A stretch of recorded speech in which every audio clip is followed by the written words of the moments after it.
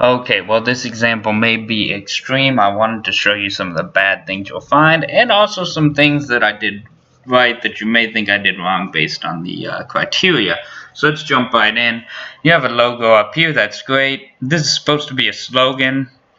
If this is their first point of seeing you and that's your slogan, I mean, if that's really your slogan and you're committed to it as a brand, that's great. But you want to be careful how you say things and what you say. Obviously, you don't want profanity in your ad. And actually, if you're advertising, you might get in trouble having profanity directly on your landing page. So be careful with that if you're trying to build a brand that's part of your image. Now let's look over here at our video or image, whatever it is. This is a screenshot. It's an application we're getting them to download. So receive your free app by signing up below. Just download our free application and you'll be more productive right away. Now you'll see here I did follow the formula. Download our application and you'll be more productive. 1 for 1, right? At the same time, this is just kind of a poor subheading. Just download a free application and you'll be more productive right away. It's really not a grandiose claim. You're not giving them incentive. Notice I did not capitalize any of these first letters. So remember not to make those mistakes. Receive your free app by signing up below. We need to add in productivity app by signing up below because that's what it is. Now over here is okay. So remember how I said it's a 1 for 1 over here in the subheading, and you don't want to get too heavy on this feature thing because you don't want to activate the feature brain with it like, uh-oh, I don't like that, so why would I want this? But this is an application specifically, and you're gonna have to just kind of use common sense. And hopefully this post and the content above and below help you get a better idea. And again, I'll be going into this more over the next few weeks. But here, this is appropriate. It's not well worded. I just threw this up here in a few seconds. Planner will help you plan. Integrated calendar integrates with your phone calendar. Alarms and alerts sets custom reminders. With that said, so this is here. You can do that. It's obviously terrible copy. With that said, I have seen just as bad on pages, because what happens is, especially with people who are developing a product or something that they see as revolutionary, is they say, well, the feature speaks for itself, right? That's a common thing I see with marketing in general. So you want to make sure you avoid that thought process that, oh, well, the feature speaks for itself. You could have a one-of-a-kind feature, and some people might just market it by saying, hey, this is the cool feature. A real marketer would be like, hey, this is a feature you won't find anywhere else on the entire market. This is the first app that uses this feature. And they really hammer that in. They highlight that feature first. So keep that in mind. Otherwise, you have your order form. Again, poor wording. This is bad right here. Get my app now. It's literally just telling them to do something. It's not telling them why. It's not giving them incentive, etc. Here you have testimonies, which is fine. I would actually push it down the page though, because remember, we want more of these call to actions when we can.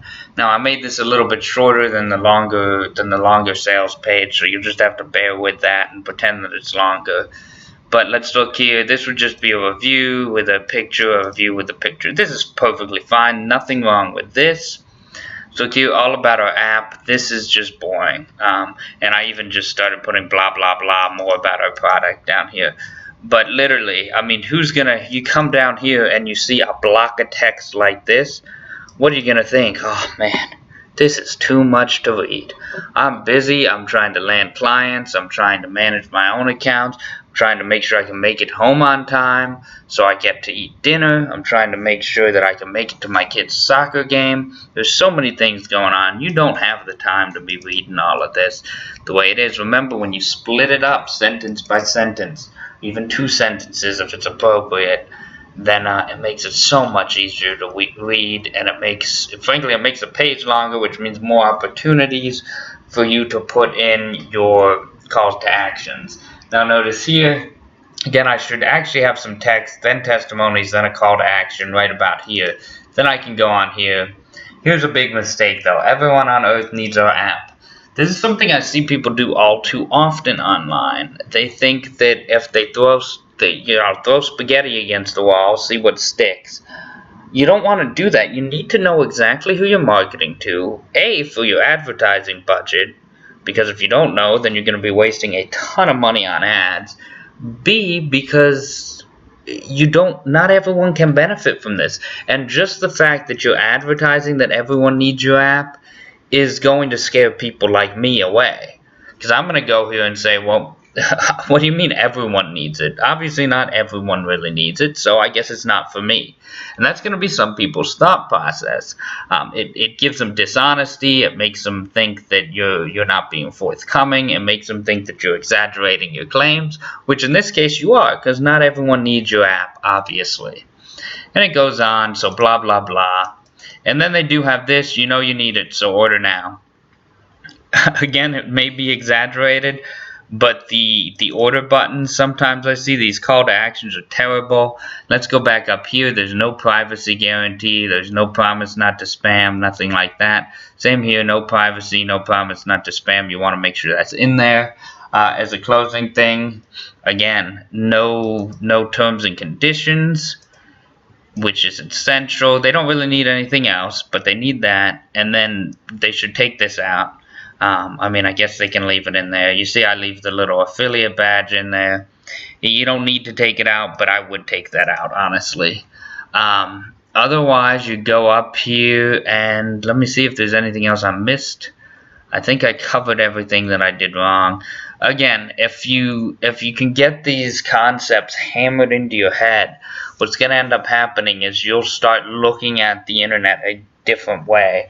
You'll start recognizing when you click on an ad, hey, this is the strategy this guy's using. Oh, this is the strategy that guy's using.